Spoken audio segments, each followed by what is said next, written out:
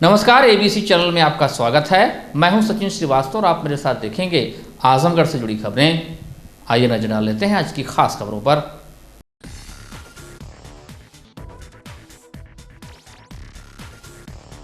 खबर के प्रायोजक हैं wooden touch Varnath Azamgarh, a complete hardware store, Rama multi speciality hospital and trauma centre, Narauli Azamgarh.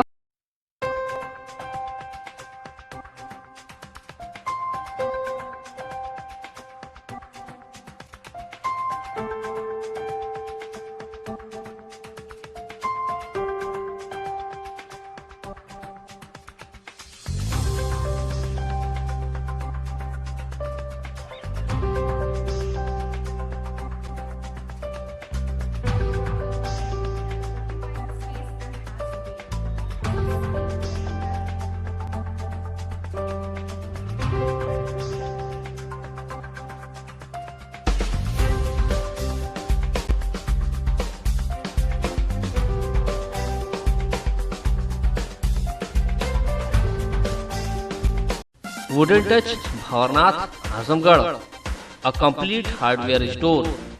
हमारे यहाँ branded plywood, flush door, designer door, PVC door, Formica, fancy hardware, kitchen की chimney एवं modular kitchen की exclusive range उपलब्ध। अपने आशियाने में लगाइए चार चांद, पहुंचिए वुडन टच भवरनाथ आजमगढ़।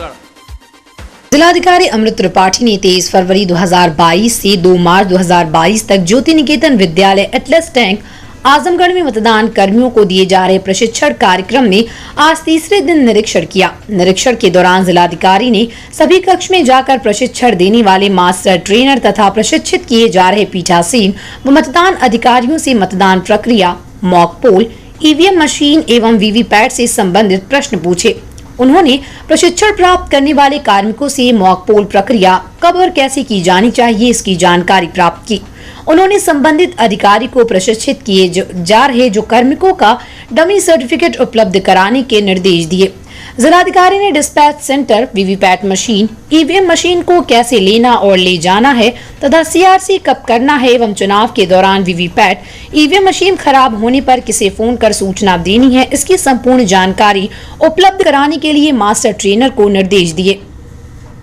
जिलाधिकारी ने कहा कि कमजोर पोलिंग पार्टी को चिन्हित कर विशेष प्रशिक्षण दिया जाए। उन्होंने कहा कि पोलिंग पार्टी को ईवीएम, वीवीपैट एवं सीआरसी कंट्रोल रूम सेंटर का फोन नंबर एवं संबंधित क्षेत्र के जोनल एवं सेक्टर मजिस्ट्रेट का नंबर साझा किया जाए ताकि समस्या आने पर तत्काल सूचित कर सकें। उन्होंने कहा कि मतदान प्रक्रिया के दौरान निर्धारित चुनाव चिन्ह का बटन दबाने पर यदि वीवीपैट में दूसरे चुनाव चिन्ह की पर्ची दिखे तो तत्काल सेक्टर मजिस्ट्रेट को सूचना देंगे। जिलाधिकारी ने कहा कि इस बार पोलिंग पार्टियों के लिए डिस्पैच सेंटर पर विशेष व्यवस्था की जाएगी। उन्होंने कहा कि डिस्पैच सेंटर से ही परिवहन विभाग की गाड़ी ले जाएगी तथा वापस भी डिस्पैच सेंटर पर पहुंचाएगी। कार्मिकों के वाहनों को खड़ा करने के लिए डिस्पैच सेंटर पर पार्किंग एवं टोकन की व्यवस्था बनाई जाएगी। देखिए, ये हमारे वहाँ पे प्रशिक्षण प्रारंभ हुए 3 दिन हो गए और इस बार प्रशिक्षण में विशेष व्यवस्था ये कराई गई है कि हर एक पोलिंग पार्टी स्वयं ईवीएम्स को खुद अच्छे से हैंडलिंग करना सीख ले, जिसके लिए प्रत्येक पोलिंग पार्टी जब ईवीएम का स्वयं हैंडलिंग करती है तो उसकी वीडियो बनाई जाती है और उस वीडियो को एक सेंट्रलाइज कंट्रोल रूम, जिसको एडीएम साहब, डिप्टी डीओ खुद मॉनिटर करते हैं, उसके हिसाब से उसको वो लोग वीडियो भेजते हैं और जिससे ये उनके अंदर भी एक कॉन्फिडेंस आता है कि हमने सही चीज़ किया। और सभी पोलिंग पार्टीज़ के उस कमरे के व्हाट्सएप ग्रुप भी बनाए जा रहे हैं, जिससे कि उनको चुनाव वाले दिन भी अगर कोई दिक्कत हो तो जिस मास्टर ट्रेनर ने उनको ट्रेन किया है वो उनके संपर्क में भी आ सके। तो बहुत अच्छी तरीके से ये ट्रेनिंग यहाँ पे ऑर्गेनाइज़ कराई गई है और मुझे विश्वास है कि बहुत अच्छे तरीके से हमारे सभी कर्मचारी मतदान संपन्न कराएंगे। चुनाव ड्यूटी के लिए इस बार यदि कोई व्यक्ति अपना वाहन देने से मना करता है तो उस पर एफआईआर की जाएगी। परिवहन विभाग के अधिकारियों के अनुसार चुनाव में अधिक वाहनों की जरूरत होगी। इसके साथ ही चुनाव में नकली वाले वाहनों को भुगतान की जाने वाली धनराशि में भी इजाफा किया गया। नोटिस के बाद भी चुनाव के लिए वाहन न भिजवाने पर स्वामियों पर एफआईआर दर्ज की जाएगी। एआरटीओ संतोष कुमार ने बताया कि जिन स्वामियों ने नोटिस के बाद भी अपने वाहन उपलब्ध नहीं कराए उनके खिलाफ कार्रवाई की तैयारी कर ली गई है। अब तक अधिग्रहण आदेश का उल्लंघन करने वाले 5 वाहन स्वामियों के खिलाफ एफआईआर दर्ज की गई। उन्होंने बताया कि लोक प्रतिनिधित्व अधिनियम 1951 की धारा 167 के अधीन ये दंडनीय है। उल्लंघन की दशा में संबंधित वाहन स्वामी को 1 वर्ष का कारावास अथवा अर्थदंड अथवा दोनों हो सकते हैं। डीएम साहब के निर्देश के क्रम में और जो भी निर्वाचन आयोग की गाइडलाइन है उसके लिए एसएसटी, एफएसटी और बीएसटी 3 टीमों का गठन किया गया है और प्रत्येक विधानसभा में वो टीमें कार्यरत हैं, जिसके लिए हम लोग जो है गाड़ियों का अधिग्रहण करके और प्रशासन को मुहैया करा रहे हैं, जिसके क्रम में 5 लोगों के खिलाफ जो है एफआईआर कराया गया है और उनके द्वारा जो है अधिग्रहण आदेश देने के बाद भी वो सही समय पे वो उपस्थित नहीं हुए या अपना मोबाइल स्विच ऑफ कर लिए, तो जिलाधिकारी महोदय के निर्देश के क्रम में हम लोगों ने उनके खिलाफ एफआईआर किया है। और मैं आपसे अपील करना चाहता हूँ आपके माध्यम से कि जितने लोगों को अधिग्रहण आदेश तामीला कराया गया है वो सही समय पे अपने वाहन निर्धारित तिथि को वो भेज दें, नहीं तो उनके खिलाफ भी लोक प्रतिनिधि अधिनियम के तहत जो है कार्रवाई की जाएगी। कितनी गाड़ियों की डिमांड है? हाँ, इसमें जैसा कि निर्वाचन के लिए हल्के वाहन लगभग 1450 और भारी वाहन लगभग 1069 गाड़ी की ज़रूरत है, जिसके क्रम में जनपद में 504 वाहन बसें उपलब्ध हैं और बाकी जो है 530 वाहन जो है बाहर से हमको मिल रहे हैं। और हल्के वाहन जो है हम लोग सरकारी और प्राइवेट जो गाड़ियों का अधिग्रहण आदेश जा रहा है उससे हम लोग पूरा कर लेंगे। क्या तारीख तक जमा करना है? ये 4 तारीख को बुलाया गया है और जैसे जैसे डिमांड माने पुलिस प्रशासन और प्रशासन की तरफ से मांगा जा रहा है, उसी क्रम में हम लोग एसएसटी, एफएसटी जो भी टीमें हैं या जो भी अधिकारियों के साथ लगी हैं, हम लोग समय समय पर मुहैया करा रहे हैं। विधानसभा चुनाव में पोस्टल बैलेट से मतदान को लेकर कार्मिकों में उत्साह है। सरकारी कर्मी पुरानी पेंशन की बहाली को लेकर अनिवार्य रूप से मतदान कर रहे हैं। 3 दिन में लगभग कुल 3593 कार्मिकों ने मतदान किया। कार्मिकों के मतदान का प्रतिशत लगातार बढ़ता जा रहा है, जिसमें सर्वाधिक संख्या बेसिक विभाग के कार्मिकों की रही है। जिले में 7 मार्च को मतदान होना है, लेकिन चुनाव ड्यूटी में तैनात सरकारी कर्मियों की वोटिंग पोस्टल बैलेट के जरिए पहले ही मतदान की प्रक्रिया पूर्ण कराई जा रही है। इसके लिए ज्योति निकेतन स्कूल में बाकायदे फैसिलिटेशन सेंटर और मतदान कक्ष स्थापित किया गया, ताकि प्रशिक्षण प्राप्त कर रहे जिले के रहने वाले मतदान कार्मिक अपना पहचान पत्र दिखाकर पोस्टल बैलेट के जरिए अपना वोट डाल सकें। प्रशिक्षण ड्यूटी में लगे कार्मिकों ने अपने मताधिकार का प्रयोग किया। मतदान की प्रक्रिया सुबह 9:30 बजे आरंभ हुई और शाम 5 बजे तक चल रही है। मतदान कार्मिकों को वोट डालने के लिए मतदाता सूची में नाम व क्रम संख्या का मिलान कराने के बाद ही लाल रंग का पोस्टल बैलेट दिया गया। इस पर बाकायदे प्रत्याशियों का नाम व चुनाव चिन्ह अंकित किया गया था। कर्मचारी अपने मनपसंद प्रत्याशी के नाम के आगे सही का चिन्हांकित कर अपना वोट डाल रहे हैं। इसके बाद वो पोस्टल बैलेट को एक बॉक्स में डाल रहे थे। ये प्रक्रिया 2 मार्च तक चलेगी।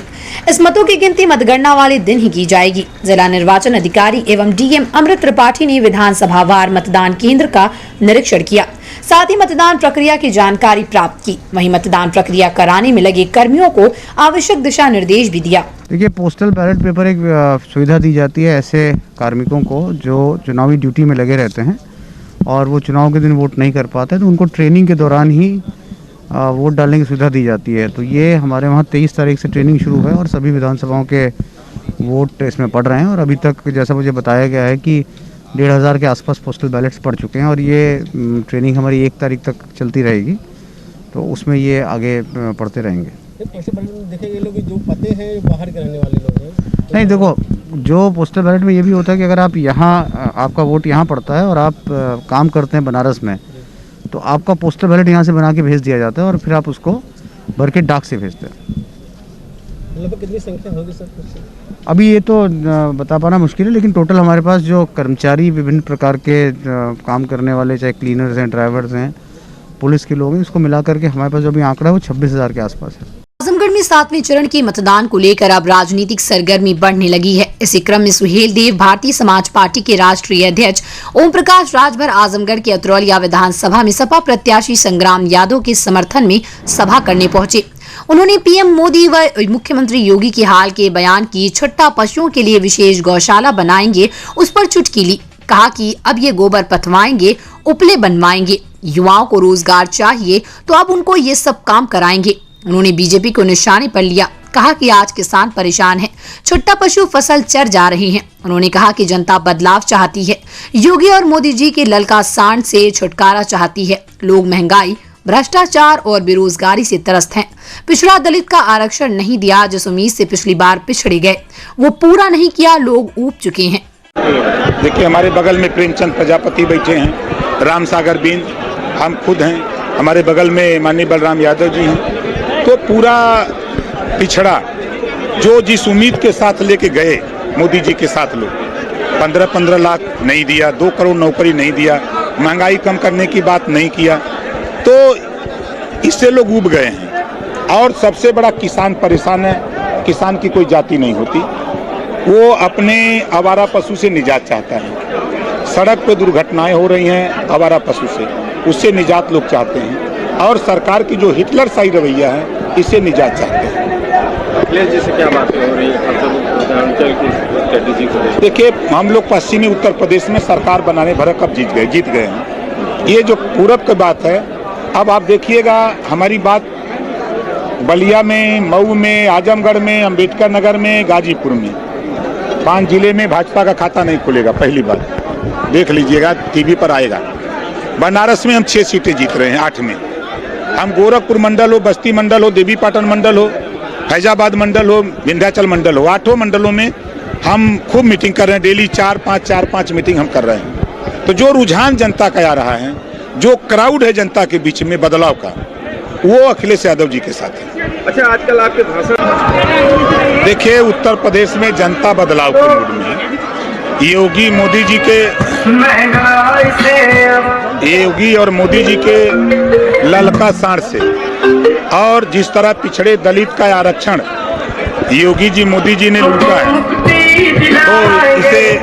तो इसे निजात पाने के लिए किसान परेशान है। देश की जनता बदलाव के मूड में है।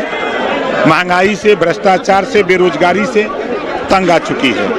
और आप देख रहे हैं कि छोटी छोटी मीटिंगें हम कर रहे हैं, तहाँ भी 50,000, 60,000, 40,000 लोग जुट रहे हैं। और एक विधानसभा जीतने के लिए कितना वोट चाहिए? 1 लाख। तो पूरे उत्तर प्रदेश में बदलाव की लहर चल रही है।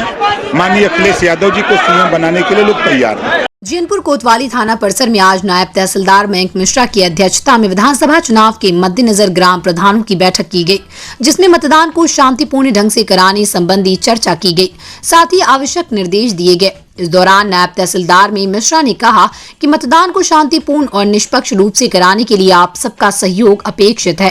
जहां पर भी बूथ है, वहां पर साफ सफाई का विशेष ध्यान दिया जाए, विद्यालयों में साफ सफाई रखी जाए। वहीं जैनपुर कोतवाल दिनेश यादव ने कहा कि किसी भी दशा में अवैध शराब नहीं दिखनी चाहिए। यदि कहीं भी कोई भी अवैध शराब की बिक्री करते हुए पाया जाएगा तो उसके ऊपर कानूनी कार्रवाई सुनिश्चित की जाएगी। वहीं प्रधानों ने अपनी समस्याओं से भी अवगत कराया। अधिकारियों ने सभी से सहयोग की अपेक्षा जताई।